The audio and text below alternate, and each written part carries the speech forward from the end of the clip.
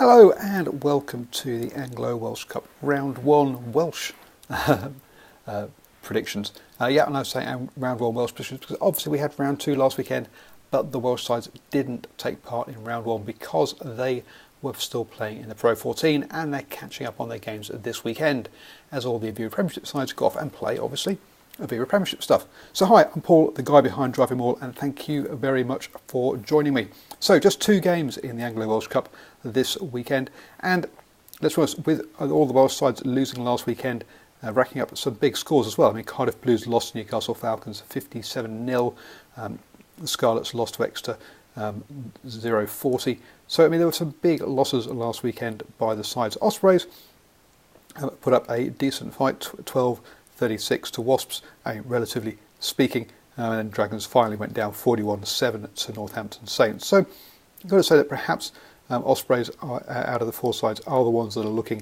the most composed, which a bit surprisingly, I guess, in some ways, as they are only had 2 wins in the Pro 14, but do seem to be getting their act together a little bit over the last couple of weekends.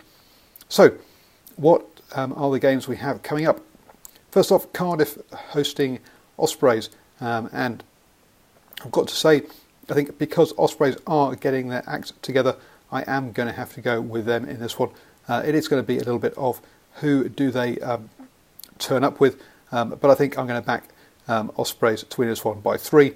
And then the Dragons host Scarlets. Scarlets obviously the better of the 2 sides here, being the Pro 14 champions, having won 7 of their games in the Pro 14 of their 8 games, top of the table, comfortably second highest overall, only with the unbeaten Glasgow Warriors ahead of them. So, or with more points than them, not ahead because they're separate conferences. So you've got to say Scarlets should beat Dragons here, but after their performance last weekend against Exeter, you really don't know what's is going to happen, because obviously the Welsh sides really do use this to bring through their academy players, and with trips off to South Africa and stuff coming up, some sides are definitely resting players. So still, I'm going to back Scarlets by 3 as well. I'm obviously not going for big margins here this week because, as I say, it's a bit of a lottery how this one will go. Anyway, enjoy whatever you're watching. Always up for good rugby chats. Do please put your comments below and let me know your thoughts.